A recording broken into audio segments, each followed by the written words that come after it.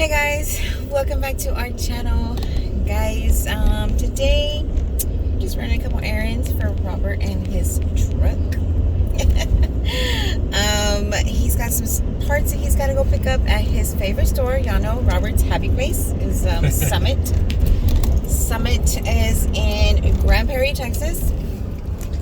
Guys, this place is ginormous, huge. I don't recommend it because it's not something for me, and I feel like nothing coming up. I mean, there's a couple things I guess I could look at, like shirts, different logos, and blah blah blah. Anyways, everything to do with cars, parts, stuff like that. But anyways, Robert's gonna go pick up a fuel tank for his 1956 Chevy pickup.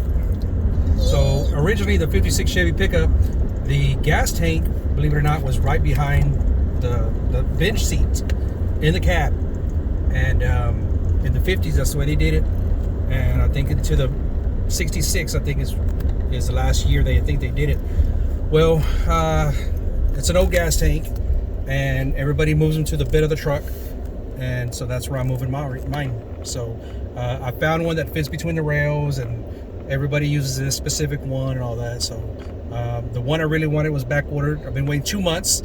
It's been back ordered, and finally there's a different one that I found that they have in stock. So I'm gonna go pick that one up. So at least I can start working on the project truck again instead of just letting it sit there and collect dust. Because I think I've had it for 18 months, almost 20 months, and out of that, probably 14 months, I've been just waiting on parts. You know, just everything's back ordered with COVID. Even though COVID's, kind of slowing down, manufacturers are still backed up. I didn't think they'd still be backed up at this point, but apparently they are. So even after 2 months of waiting, they told me, oh, it's another month and a half. So I said, no, I'm not waiting longer. Yeah, so this is one step closer. One baby step out of 1,000. A million more to go. Yeah. But it's a project truck. I mean, I knew it's not going to be done in a weekend. And, it's something for me to do. And, occupies my time. And Robert is already busy. Not like he ain't got nothing to do, y'all. He is busy. I'm kind of ADD where I can't just sit still and do nothing. That is very true. Yeah. Which me, on the other hand, I can chill and relax all day, every day. And I mean, I'm just happy as can be. Yeah. But Robert needs something to do. Yeah. So earlier I was working at my job, and then I went to the garage and I was working on the rear end because I've got to go get some parts for the rear end, some brakes, rotors, and calipers and stuff like that. So I had to tear everything apart, and so I could verify I got the right parts. And then now we're going to Summit. So once we get that, depending on how late it is, I may actually mock it up tonight. If not, then I'll probably mock it up tomorrow. Yeah. Oh, and then I got to get some practice time in shooting poles. Yes. And then some quality time between us. And by that time, it's time for bed. Like, I'm going to sleep. Not what he Not thinks. put me to sleep, time to go to sleep? Yes. Time for Mimi's. That's what it is. Time for Mimi's time. Not sexy time. Alright, guys. Well, we're going to make our way to Summit, and then I guess we'll see what else he does today. We'll see you in a bit, guys.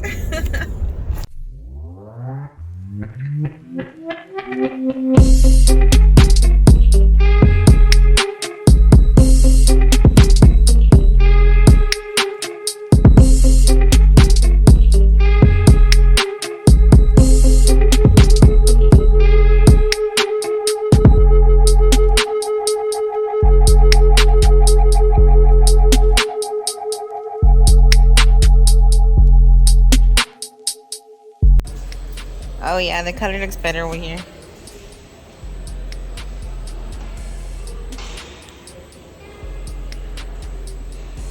With the white walls. It's pretty. Oh, gas man. Yeah.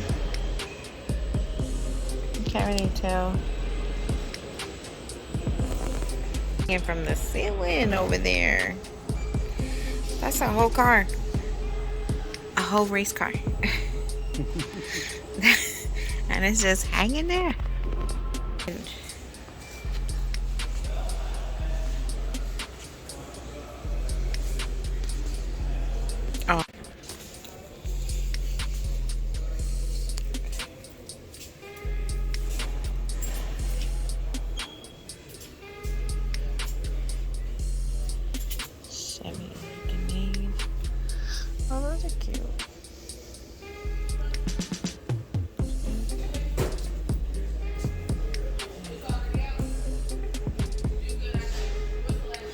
Babe, I'm gonna get you this.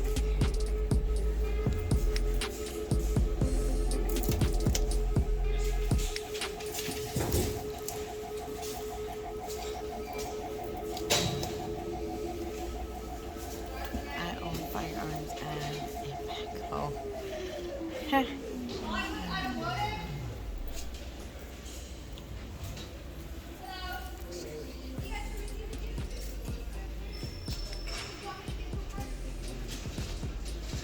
It's a Schwinn.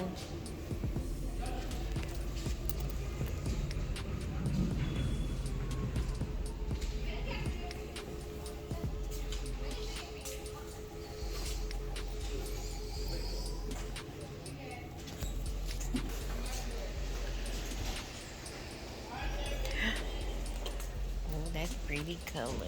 Pretty.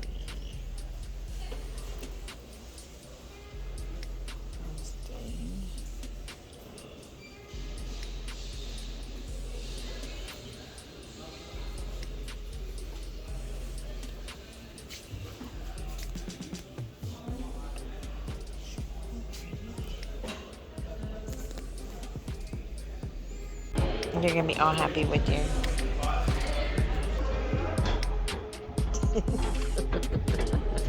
One more piece to the puzzle. Yep. Only 10,000 more to go. That's a lot more pieces to go.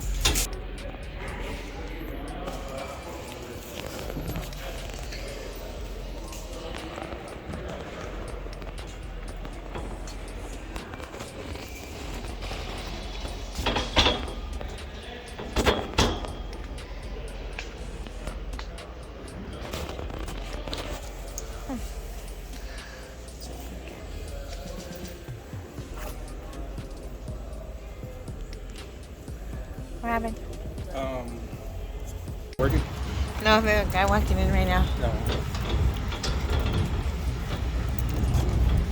I know how you have to put it in the back. Put it in the second row. Are you happy? All right, guys. So we are done at Summit. Robert picked up his part. I don't know what we're doing next. I gotta see, but he's super happy.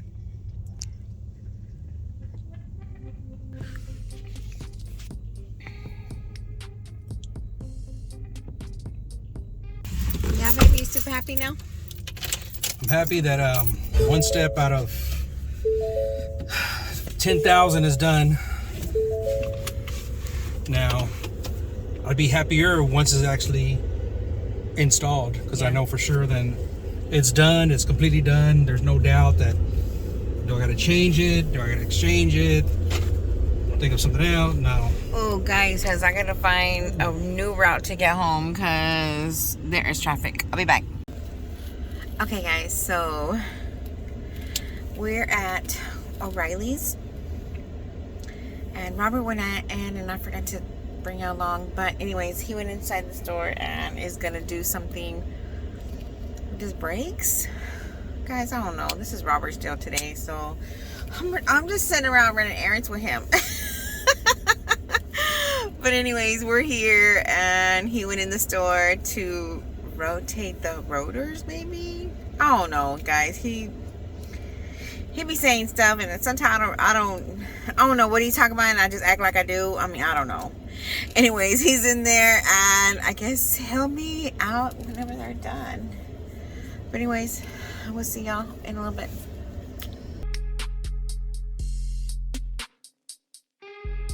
If you know, I got a project truck that I've been working on, so I'm learning a lot of new things as I go. Bought a Ford 8.8 rear end, used. Of course, it's all greasy and rusty and all that. So this video is about how to remove rust off of rotors. Now, obviously, you can buy new rotors, or you could have them turned. But still, to know if they're worth turning or not, if they're too rusted or pitted, you won't know until you actually kind of clean it up and see yourself. But that's what this video is about, to how to clean rotors. So let's get started. Okay, so as you can see, this rotor's got some rust on it. I mean, honestly, it's not real bad. It's surface rust, but I've already done the other rotors, and this is just a spare rotor I had from my truck. So I just want to show you, basically it's the same thing. So as you can see, there's there's rust.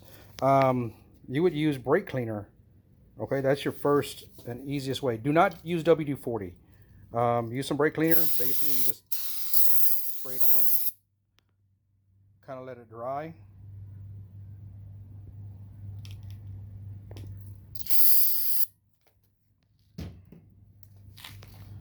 And then after it dries,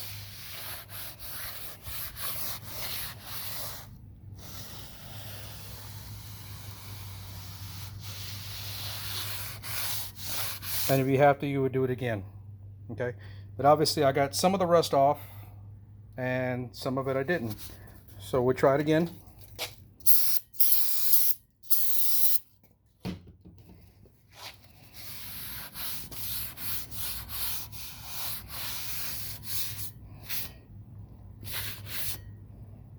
Now, as you can see, a little bit more right here came off too. Right here is still pretty rusted.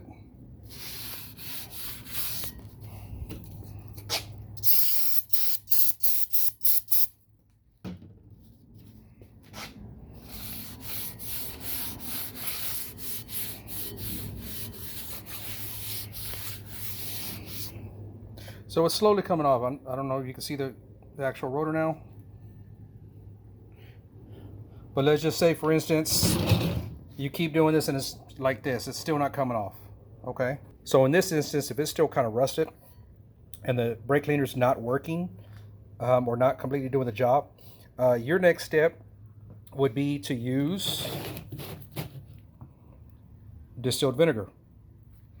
Now, I think this one I did a 50-50 mix. Actually, just 50 water, 50 vinegar, and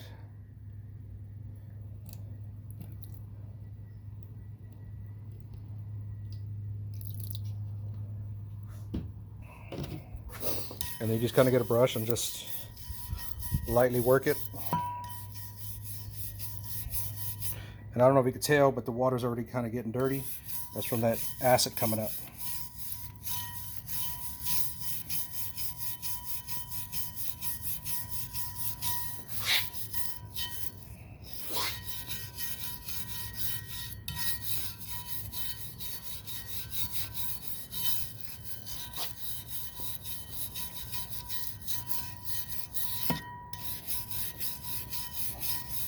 And they say to let it kind of set for a minute or two, but as it's still wet, I just kind of just work it in.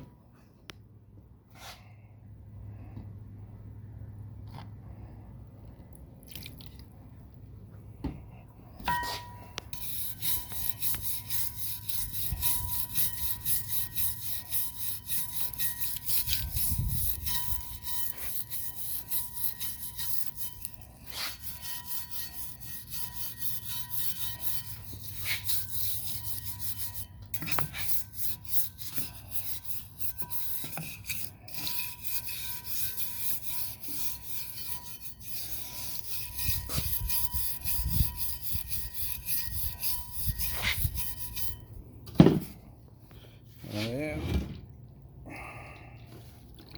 I'll dry it up later. But now remember, guys, this is the same area that just had the rust just a second ago. But as you can see, it's already making a difference. And obviously these rotors have to be turned, but I wanted to take the rust off first just to see if they're even worth turning. And you know, you got some grooving here, which these have never been turned, so they should still be within the minimum thickness of being turned. But like I said, a lot of times when you get them turned, if you have too much rust and it's too pitted, actually a lot of times when you put it on the machine to get turned, it'll actually chip. I've seen it. So sometimes if you leave the rust on too long and it's just too bad, you know, they won't turn. But that's what I wanted to see, is just to make sure that these, which have been sitting for about a year in my garage, are worth turning. But hope you liked this video, guys. Thanks for watching.